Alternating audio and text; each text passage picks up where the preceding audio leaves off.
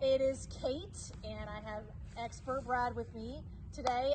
So if you missed our first video in our Outdoor Life series, which is what this is, which is really exciting, we talked all about throughway hiking, day hiking, backcountry camping, like with a backpack, not just car camping.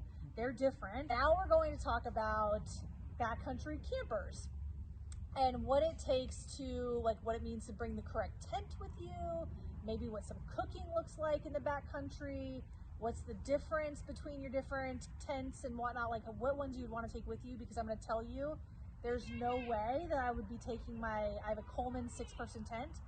I'm not taking that in a backpack, right? Like, no. That's not happening. No. So tell me about tents. How do you choose between the different types of tents that you want to take with you when you're backcountry? So again, y'all, this is different than car camping. Check that out, the last video, and we'll tell you all about that. But this is different than car camping. We want to go with backcountry camping, which is really backpack camping. Yeah? Yes. One of the few things, well, actually the two main important reasons that you would want to use a specific tent over another when you backcountry camp is weight and size. Yep. Like we said on the last video, you don't have the luxury of carrying something in your car. If you're going to use it, you got to carry it on you. Yep. For either multiple hours, multiple days, possibly. So you want a tent that's lightweight. Yep. And it's packs down to a specific size that can fit into like a backpack, something like that. Yep. So those are the two most important factors in determining a backpacking tent. Right, and so we actually set up our BSA 1-person tent behind us. This guy's pretty cool. He is a little bigger. Hey MJ, will you do me a huge favor? Will you show everybody how big this tent is inside? Will you demo this? So right now we have it set up with the rainfly, which is what is staked out. I mean, there's ample room in that. You can almost stand up in it. Can you stand up in that? Almost. Almost. She's super tall. So MJ's gonna have her 5th birthday, and she is like me, really tall. So that's pretty tall, right? You could totally have the room to lay and roll around in it, yeah?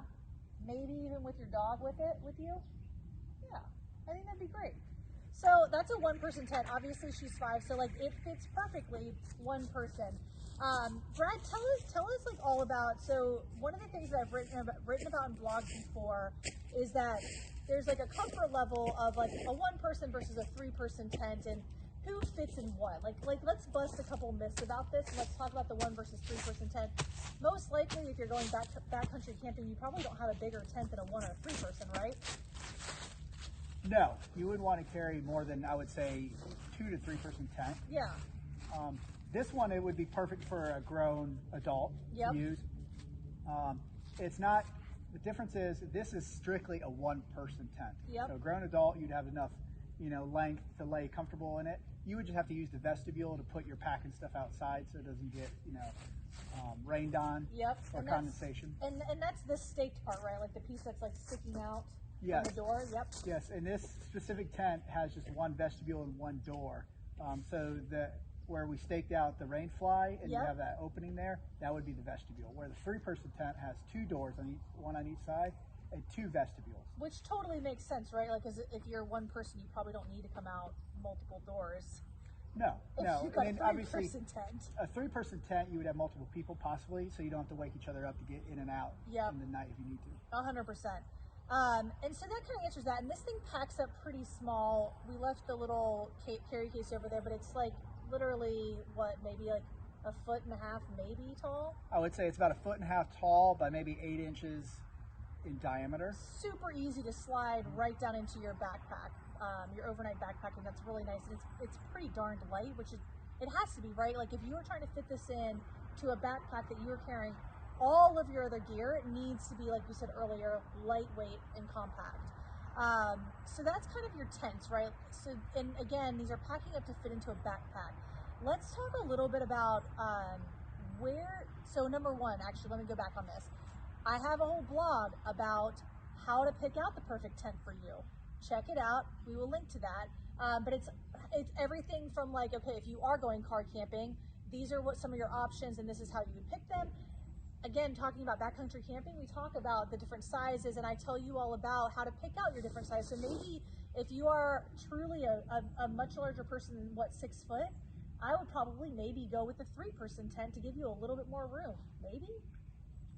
Very possible. A 3-person tent is really actually the same length as this tent. However, you could lay diagonally. Yes, that's what I was going to go for. I was like, it's a little wider. So, you know, all of you tall people out there, we know what it's like to lay on a bed and have our feet hang off the ends.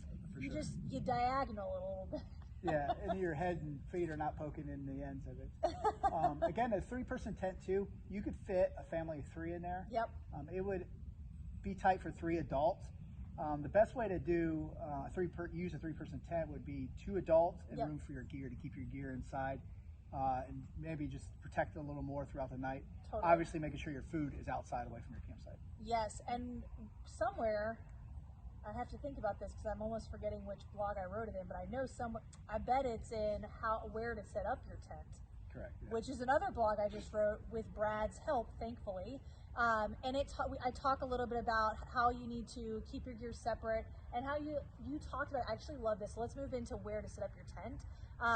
One of my favorite things that you said treat it like a living room and your bedroom. So like you're going to eat in your living room and then you walk a little ways away to sleep in your bedroom. Mm-hmm. And I was like, that was the coolest analogy ever. You didn't realize how profound that was, did you, when you said it? No, not at all. I loved it so much, and I was like, this is the best ever. So where to set up your tent? Give us like your top 3 tips on where to set up your tent. Also, there are so many more in the blog, so make sure you check that out. But give us your top 3. If you were to only pick 3, can you do it? Yeah, top 3. One would be look above your tent site for any, say, deadfall, any dead trees, dead limbs. They're called widow makers. Yep. I didn't know that until I wrote this blog and he told me that, and I was like, huh, who knew? Yeah, it's obviously you wouldn't want that stuff falling on you in the middle of the night. Yep. Number 2, you'd want to set up your camp near a water source. When I say near water source, obviously you want to have availability to water, for either dinner, obvious hydration, and breakfast, but you don't want to be too close to water. Why is, animals are attracted to water at night, and a lot of them are nocturnal, so they go to water at night.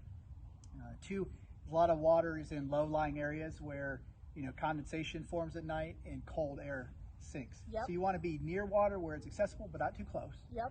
And then the third thing is just be understandable with the weather you're in. Anything any natural barrier that would prevent wind. Or sunlight in certain times of the day where you'd want that sunlight for warmth. Just be conscious of any natural wind barriers or solar barriers that you might use. Totally. And so again, this is all in the blog. Those 3 are in the blog plus many more. So if you're kind of curious, and again, we're talking about backcountry camping, so we're not talking about car camping where you drive up, they already have a pad set up for you, all of that. We're talking like you have walked away from civilization. There are no Walmarts near you, definitely not a Starbucks, and who knows what else, like whatever else, like Hardee's or whatever else you need in the morning or wherever else. There's none of that. So now we are talking about truly getting off the grid and like setting up your own tent site. And also, when you hike like the Appalachian Trail, they actually have, like, yes, you're off the grid, but they actually have places to set up too. So that's something that to me is really important. Like if there are areas that there's a previous tent or a tent site or a campsite set up, use that, right? Like totally use that, because leave no trace, right? Like you don't want to start taking down another area just because you're like, well, I need to go to this new area. No. Like if there's something set up, you would set up there. Yeah, for leave no trace policy, you want to always use an established campsite when available, established fire ring.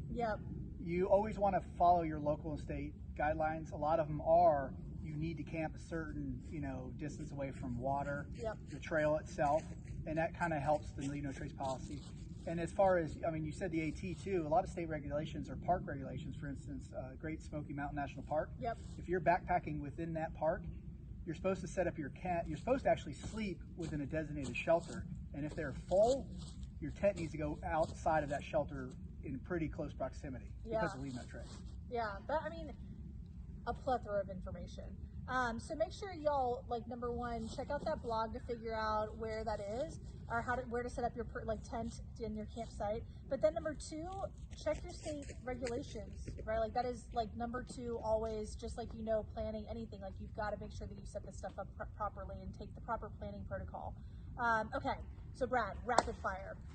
To round this out, what items can you just not do without when you are going backcountry camping? Let's go with what, like top five? Top five? Things. And okay, so let's also premise this, like, first aid is like 100% in there. So we're not gonna take a finger or like a number down for first aid. We know first aid, we know hydration. Like that's, I mean, it's not an unspoken or a given because you must have it. We will talk about it. But For sure. five besides that. Five beside that, I would always want a blade, and when I say blade, a knife. Okay. It could be a Leatherman, a multi-tool, a pocket knife. I'd always want to carry a pocket knife. I pretty much follow that rule in daily life as well. But I always like that on me because it's a tool. Yep. It's a tool. And we also, if you are like curious about these blogs, and we have how to pick up pick out the perfect knife, and how to pick out the perfect Leatherman for you too. Check those out. Carry on. I would always want a water purifier. Okay. Obviously, you need to be hydrated, like you stated earlier. But you don't always want to assume that you can just drink out of a stream and creek, Correct. wherever you're at, because obviously, there's animals around. You could definitely get diseases out of the water, so you'd want a water purifier. Yep. I always use the small Sawyer Mini, Yep, because those it's are small awesome, and packable, yeah. that we carry at the Scout Shop. And also, like, it's not like you're going to carry around gallons of water with you, right? Like, you are on a multi-day hike. There's no way you can carry enough water, even if you've got the reservoir with you. That's like 1 day maybe's worth of water. Correct. Obviously, you want to know and plan out your trip prior to going, so determine, how much distance it is from water source to water source. You want to know that and pack accordingly. Totally. But it's almost like a survivalist first aid. It should almost go along with your first aid, where you have to have it, is a water purifier. Totally. Number three would be my climate sleeping pad, because Okay. of comfort. We talked about that earlier. Oh yeah, the sleeping pad. We're actually going to cover sleep systems next after this, so you won't want to miss that. Totally agree with that. The thing is comfy. It is, and you want a good night's sleep. We just talked about that earlier with Yes. your back issues that you stated. You want a comfortable sleep, so that would be important. That would be top. That would be, I guess, the third one. Yep. Fourth would be, we're going to talk about it here probably shortly, is the jet boil. Okay. We even have one to show you all in a minute, but we'll talk about that in a minute. Why? Because it's very packable. Yep. You could use it as a French press, boil water in. It's still, I believe, the fastest backpacking stove on the market as far as boiling temperatures. Yep. It'll actually boil water up to a minute. That's so, I mean, and y'all, if you don't, you're like, I don't know what a French press is. Coffee. Enough said. Coffee. And can you imagine, like, having your coffee ready within 1 to 2 minutes? That sounds delightful in the morning. Exactly, and I'll tell you, boiling water in a jet boil on a mountainside makes the perfect Instagram pictures. Yes, yes. I mean, obviously, Brad's gonna be hunting down the Instagram worthy pictures. Just kidding, but seriously. No, I just know our viewers, I'm sure, do. And then 100%, I do, and right? I have. You gotta show off where you're at. And I would consider it bling. I'm sad enough that I would say the jet boil that's is bling great. for me. It makes the perfect accessory. Let's call it the accessory. All right, one more. What do you have? I would have to say a good backpack. I'll because we talked about in the last video. Yeah. Like I said, I have multiple different packs for different purposes. I keep going back to the Osprey Atmos just because of the comfort. Yep. It's not the lightest bag. It's not the cheapest bag. Yep. But it is I believe it's the most comfortable bag on the market. If you want to go for any duration of a hike and you want to be comfortable and carry all those other things we talked about, the Atmos is great. And the Aura, in the female version. Exactly. So again, you can check out how to pick out the perfect backpack for you, and we have, just like Brad just stated, different sizes and weights and price points available. And again, like, it can be kind of daunting when you look at that full list. The full breakdown is in that blog, and we make it really easy for you to figure out just which one you need. Okay, so to wrap this up, cooking and backpack camping, how do they go together? Because right now, like with Scout Chef Kitchen, that's like really car camping style. of cooking. When you are backcountry camping, what's the main difference with cooking? And give us a couple products. Like we talked about the jet boil, but like show us how it works, what it does, and tell us like the difference. Like what's the difference between backcountry camping and cooking versus car camping cooking? Really, it comes down to packability. Yep. Like all those other things. When you're car camping, you have the luxury of bringing the kitchen sink.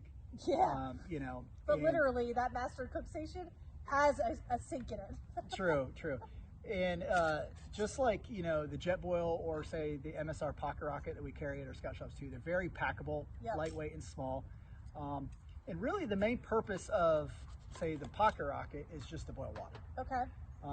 Which is really compatible with like all of your different freeze-dried meals, like your Mountain House meals, and whatever other brands of freeze-dried meals that you literally just take and add hot water to them, and poof, you have an entire meal in like, I don't know, definitely less than 5 minutes. It's something like 3 minutes or something, right? Well, the jet boil, it only takes a minute to boil the water, like we stated. And then once you put it in a dehydrated meal, a lot of times they recommend 7 to 10 minutes to hydrate. I was trying to cut us short a little bit on that, so you got to wait a little longer than 5 minutes. You can still probably eat it in 5 minutes. It might be a little crunchy, but within a 10-minute period, you could have a warm meal, and they're actually surprisingly very tasty. Yes, I noticed. It's crazy. I was very skeptical at first, and then I tried a few of them, and I was like, okay, this is I mean, it is good. It's good stuff. I think it is. Obviously, if you're out, you know, in hiked miles, you're going to be warmer than usual, or you're definitely going to be hungrier than usual. So, you know, everything tastes good. Everything tastes better outside. But the jet boil is a little different than pocket rocket, where yes, you could boil water in this and put in dehydrated meals or coffee. Yep. But you can also cook your food within it. Oh, that's cool. Yeah, it's large enough to put your food in it and boil water. Obviously, you'll have to clean it after the fact. But you can actually, where the pocket rocket and other stoves come into play, you would have to carry another vessel to cook your food in or eat out of. Where this comes with the pot as well as a cup, so it's all encompassing. That's nice. And then again, they're fueled with an isobutane fuel or canister that can nest inside here. So you can have your whole cook system within just this one little, which is amazing. Device. Again, when you're trying to figure out space and you're going for 2 nights or more and you're carrying all of your gear, that includes your sleeping bag, your full sleep system, which we'll talk about in a minute, your tent, your first aid kit, your water stuff, all of that stuff, and then you're like on top of that, you're like, how do I get food? Oh, and food, like not to mention you have to pack food in this as well. That makes it really easy if you've got one all-encompassing, like that's it, that's all you need. Yeah, and you can make your own homemade dehydrated food. Obviously, macaroni and cheese itself is almost dehydrated. Delicious. So you could take that. The only thing you'd want to account for is water. We talked about being near a water source. Totally. You obviously want water to drink, but understand you're going to need water when you get into camp for food. For cooking. And then like it's just nice sometimes, to wash your hands with some warm water. If it's cold out, that would feel so lovely. For sure. I mean, please don't use boiling water. Do not walk away from this saying that I said to use boiling water, but you can heat up slightly warm water with that. You could 10 seconds. You could boil water, let it cool, and really take a bath out in the backcountry if you need be. Yes, which would be also so fun and different. Okay, let's keep this short. That has to be like your number one cooking utensil that you would bring with you. What is one more thing that you would bring with you to cook in the backcountry?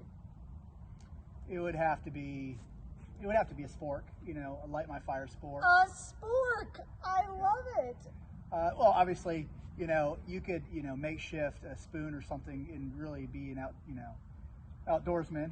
But, if you carry the spork with you, again, it'll nest in there. Yep. And then again, truly, it's all encompassing, cooking device. So.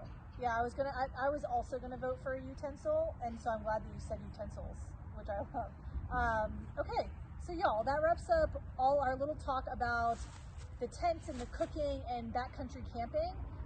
If you missed our first Outdoor Life video, check that out. We talk all about different types of backpacks and the difference between, say, through hiking and backpack camping. and day hiking, and kind of walk through some of the features of different backpacks. And next up, we're going to talk about our backcountry sleep systems and how to get comfortable, because we all know that you can't hike lots of miles without some good sleep. So we're going to talk about that next, and we're really excited about it. We'll talk to y'all soon. Bye.